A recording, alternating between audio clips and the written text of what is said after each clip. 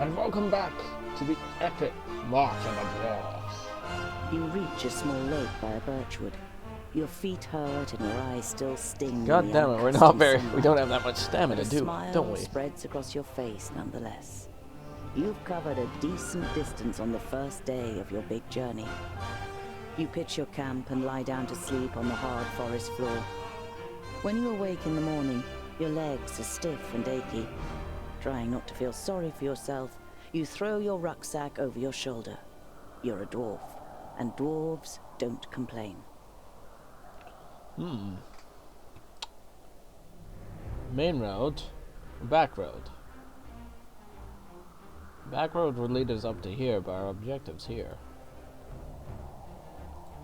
Around midday, with the sun high in the sky and the first beads of sweat appearing on your forehead, you see something move next to the road, a few hundred meters ahead.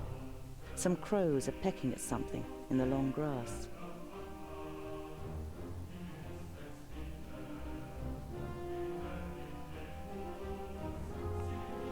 When you see the blood on the ground, you try to convince yourself it's from an animal that just happened to be killed on the road by a hunter. You know this is improbable, and your hope disappears completely when you see two human bodies lying in the flattened grass. Interesting. So the hunters were unable to kill the fox, and argued men killed themselves. Obvious. Problem solved. Or not. As you can see, very visually beautiful game, but my PC can't even hold it. You don't see any signs of a struggle in the area where the corpses are lying. Were they stabbed by a companion? A stranger could hardly have crept up on them with such sparse cover. Well, there's the bodies. You look down on a tall, broadly built man. He's wearing dark brown leather armor that is strengthened with iron plates. There's a sword lying next to him. Was he trying to defend himself against something? Or someone? There is no blood on the sword. These guys aren't hunters, that's for sure. A rucksack that probably belonged to one of the dead. It seems to have been searched and then thrown away carelessly. Might as well. You find a few implements, some provisions, and a map. A route is drawn on it from Parista, Nudin's capital, to Lot Yonan's vaults.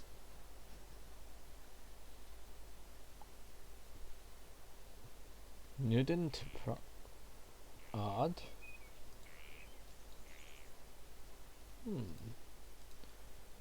Well, can't go beyond here. We haven't checked out the other side though.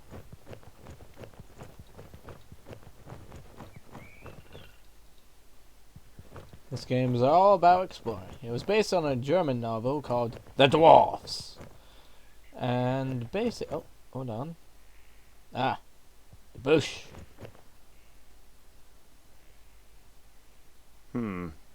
Nothing.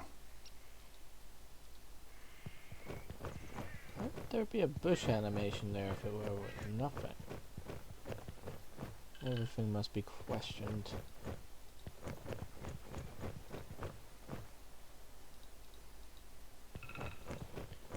Well, we'll go up a bit further along the road. Oh, we got a fair bit of money, don't we?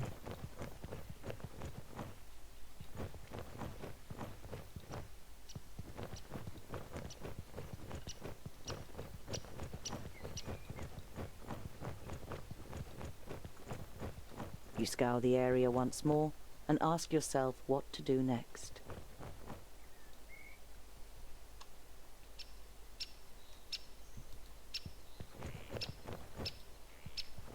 You scour the area once more and ask yourself what to do next. We got two more bodies here. Oh.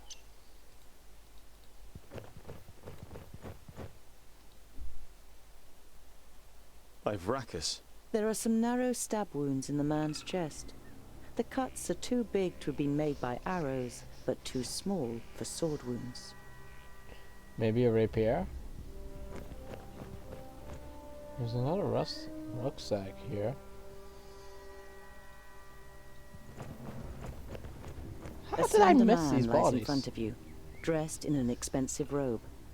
It is in the colors of Turgur the Fair-Faced, one of the 6 magi. The dead man must be one of Turgur's famuli. You don't see any wounds. Does this mean that Turgur the Fair-Faced is in Parista and wanted to send Lokyonen a message? And if so, why didn't he use magic? Did he want to contact him without anyone noticing? Why all this secrecy?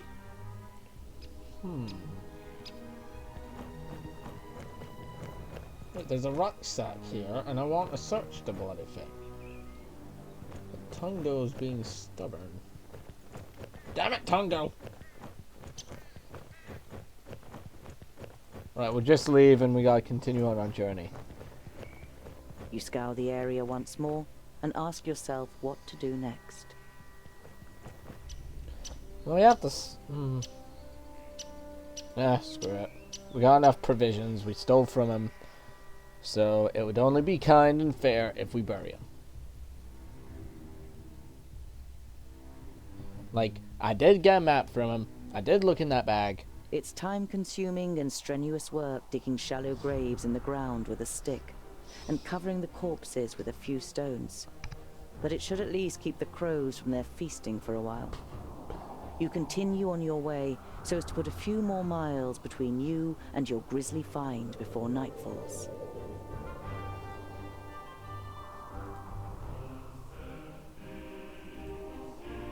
As the gable end of a small farmhouse and a barn appear from behind a hilltop, you hear the loud cries of children at play. A girl runs along the path laughing, followed by a small boy with a big stick in his hand. The boy is trying to catch up his sister with a determined look on his face, but is finding it difficult to keep his short legs under control on the uneven path.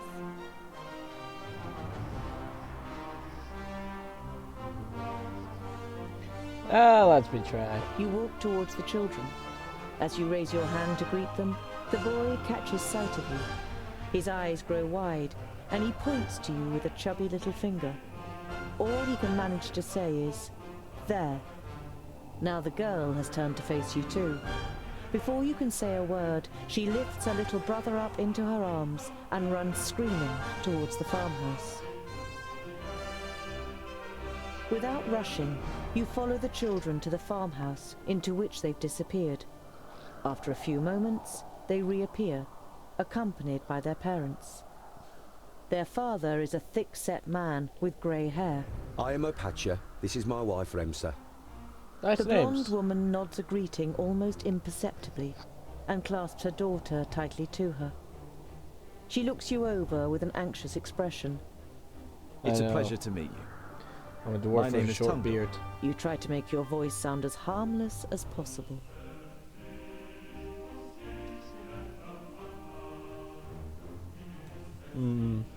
Let's I'm address sorry if the I scared your wife elephant. and children.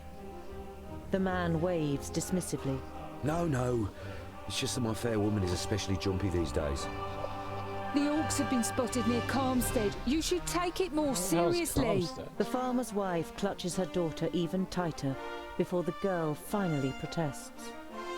The boy steps forward excitedly and cuts the air with his stick. If strangers come, we're supposed to run away, but I can hit them too. Opatia pats his son on the head, laughing. We're safe. The orcs have no reason to come so far north.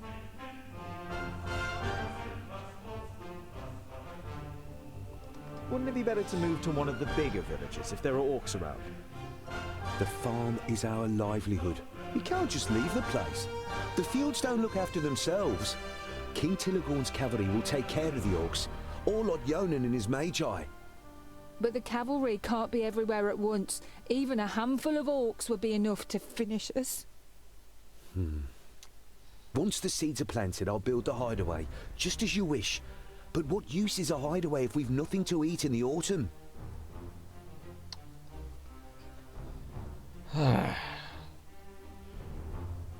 Yeah, build a If there are hideaway orcs in immediately. the area, then you shouldn't waste any time. You got kids. Build that hideaway.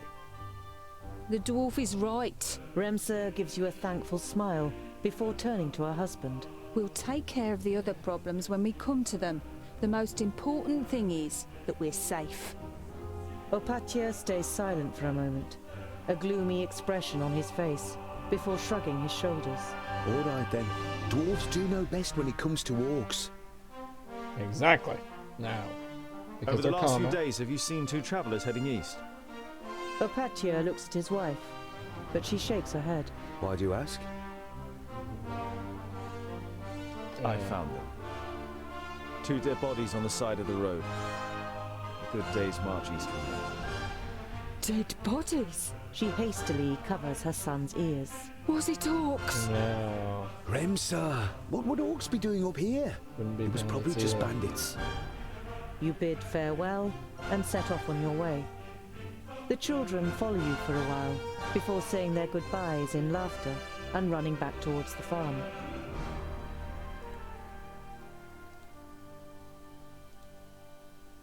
You see a flickering light through the trees some way from the path. It might come from a campfire. You know what? Let's be. We're a dwarf. We don't need to be sneaky. You walk towards the fire with confident strides until you finally make out 3 broad-shouldered men with axes. 2 rabbits are sizzling over the fire. The men are joking with one another, but you can only understand the odd word. They haven't noticed you yet. Once you reach the edge of the firelight, you say amicably. Greetings. My name is... The men jump up and grab their axes. Ow! Who's there? Well, I'll be. Is that a groundling? The men look you over suspiciously. Let's My be name is polite. Tundle. May I know with whom I have the pleasure?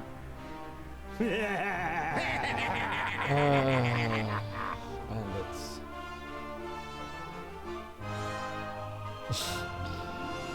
A perfect stranger, a groundling speaking like a king. We are woodcutters. Talk our language, or better still, get lost. I only wanted to be polite. Sod your politeness and your pretty words, groundling, and be off with you.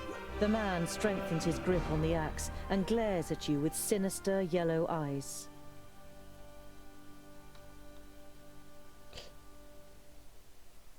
I just have one I- question. Sod off, groundling. Have I made myself clear? The man comes a step closer. You shrug your shoulders indifferently and take 3 small steps backwards without taking your eyes off the men. All right, if I'm not welcome here, then I'll go. Good. And don't even think about coming back to stab us in the back or steal from us. We'll keep guard. There's nothing here for groundling scum.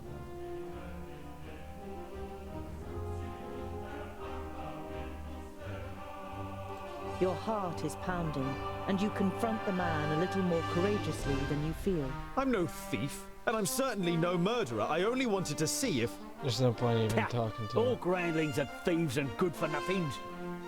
You find it difficult to take control of your voice again. Have you met many dwarves? Enough to know that you're all dirty thieves.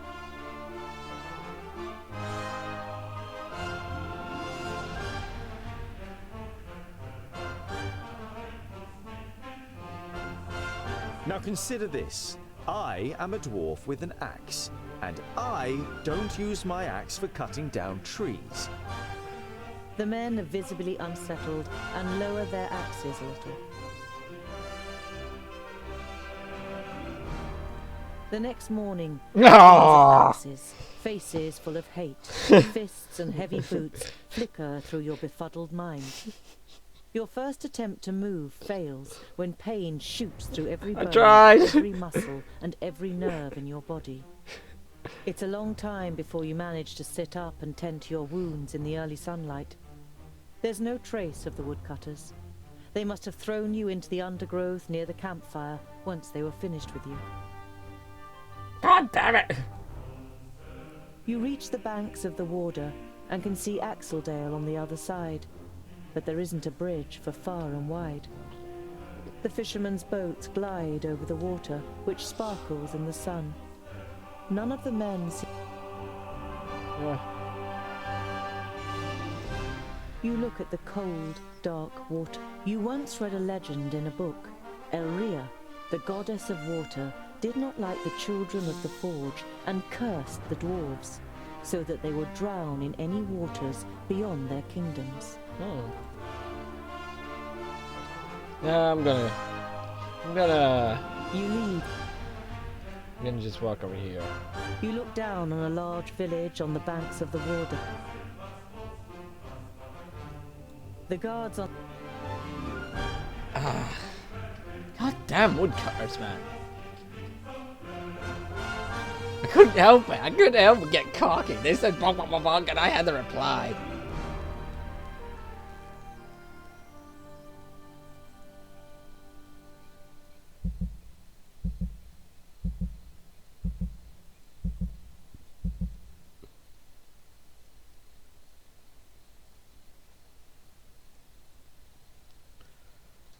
Anyway.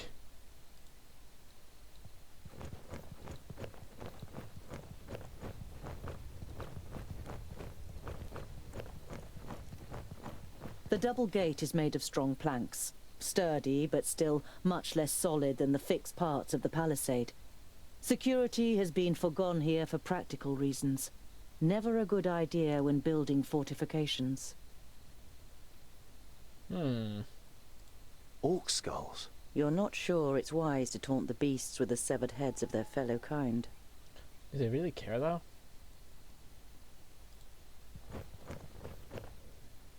Some of the guards begin to whisper as you near the gate. Hello up there! What brings you to fair good water? And have you seen any orcs on your travels, groundling?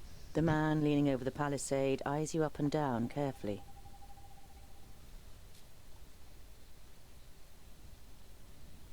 Goodwater is well known for its hospitality. A fact that you've just made up yourself. Let me in, and I will tell other travellers all about it. I regret to inform you that we cannot allow you to enter. The gates stayed closed once night has fallen. There is certainly no regret showing in the man's face. Stay alert. The orc heads on the spears look fresh, a fact that causes you unease for more than one reason. Those won't scare orcs away. I hope not. The more orc heads that end up on those spears, the more gold coins that end up in our pockets. Right, boys? Yeah, that's right. Yeah! We've killed our fair share of orcs and know how to motivate them. Those ugly mugs will spur them on, and then they'll perish in front of our gates. Two things become clear to you. Firstly, that the mercenaries the villagers have hired are excellent at killing orcs, and secondly, that they sadly have no brains at all. When did you kill these orcs? Yesterday. We caught a couple of their scouts first. The others tried to take revenge in the evening. Let's see who'll turn up today.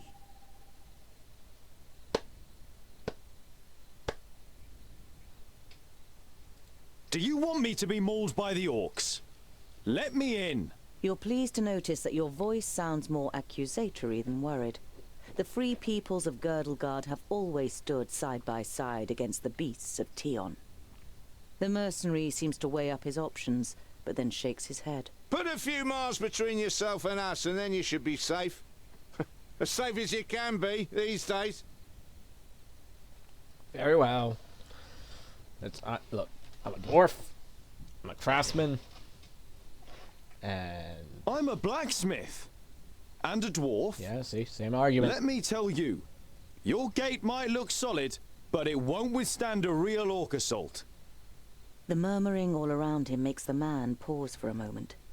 If anyone else had criticized the stronghold, they'd have been laughed down and shooed away.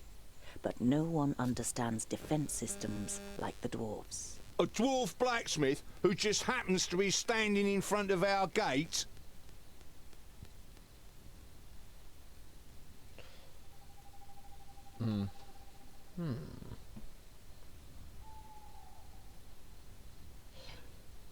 Yeah. It's not... I need That's to right. sleep here for a night. I can see to it that orcs crack open their skulls on your gate, just like at home on the High Pass. Skulls that add up to hard cash for you. You only know about the secondling stronghold from books, but you can see in the man's face you've pushed the right buttons. All right then. You can spend the night in the village. You begin work tomorrow morning, and it'd better work like you promised. Of course it will. I'm a Of fucking dwarf. course. It's a trifle. I am a dwarf. That's the core of my argument. After a meal, you spend the night in the comfort and shelter of a Goodwater tavern. The next morning, you feel fully refreshed. You strengthen the gate with cross braces of wood and iron, using your experience and skill. Now it should be able to withstand an attack for much longer. Mercenaries and villagers alike watch you work, clearly impressed. As you finish, a man approaches you. Well done, dwarf. We were right to bring you into our village. The village grew rich through bridge tolls, and this wealth must be defended.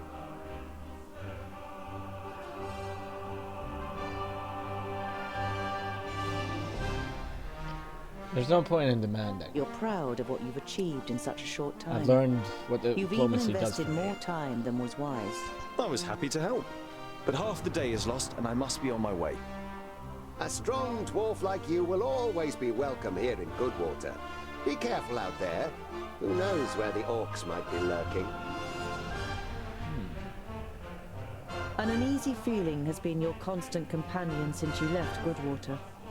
Every little sound in the forest makes you fear you've been discovered by a horde of orcs. But you reach the end of the day without bumping. As night begins to fall, you pass a large oak tree and decide to call it a day. Near the oak tree is an abandoned camp with a fireplace, which appears to be a couple of days old.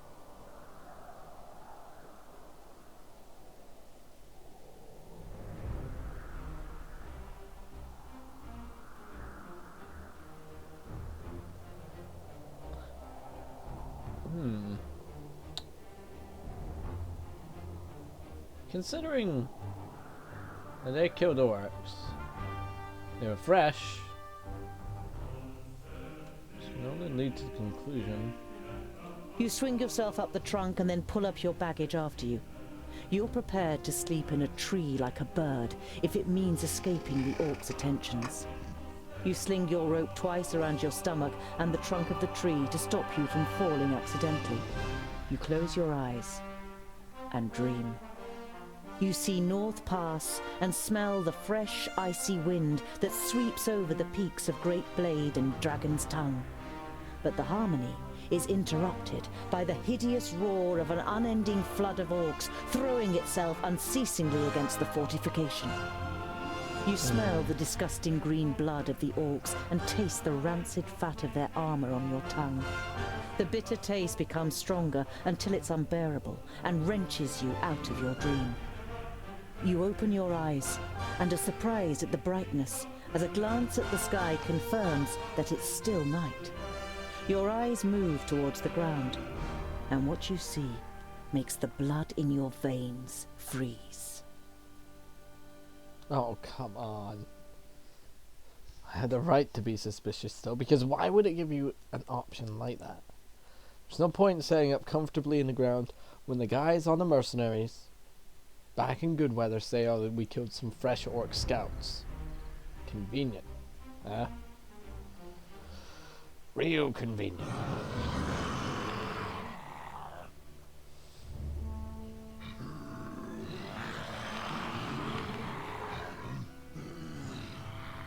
The level of convenience is high in this game. Really high. I am Sinthras of Son Balsor. My master, Nod On the Doublefold, ruler of the perished land, has elected you, the lords of Taboribor, to be the sword that conquers the south. You mean you want us to put our necks on the line and be killed by some magus? Lord Yonan and the others will be taken care of. Your task is to create a diversion in the south until my master's plan succeeds. And which of us is the leader? The one that conquers the most land. So Kragnar will be the new Grand Lord. He glares at Ushnots and Bashkug. The Kragnar Shore tribe will conquer the most land. Never! We will overwhelm the cities of the Red Bloods quicker than you can suck the marrow from a bow. That sounds like a Lord of the shall Rings see. line. Why do you get can't believe cutscenes? what you're hearing. If the beasts of Tion ride into battle together, catastrophic cycles lie ahead for Girdlegard. Why do the elves always get the cutscenes and the orcs just get like sentences? I mean, like, I know you don't want to see an orc's face head up and because they're fucking ugly, but still, equality for all. Even if the orcs will die. Like, I'm The gonna. night in the oak tree was the worst of your life. You spent every single moment afraid that you would be found and savaged by the orcs. But as the first rays of sun broke through the treetops, the orcs abandoned their camp and left without discovering you. There's no point. 2. Better safe than sorry. Your eyes scan the deserted camp, and you listen carefully for any noise. But you don't see or hear anything suspicious. 2. Better safe than sorry. Your eyes scan the deserted camp, and you listen carefully. Better safe than sorry. 2. Better safe than. 2. Better safe than. Better.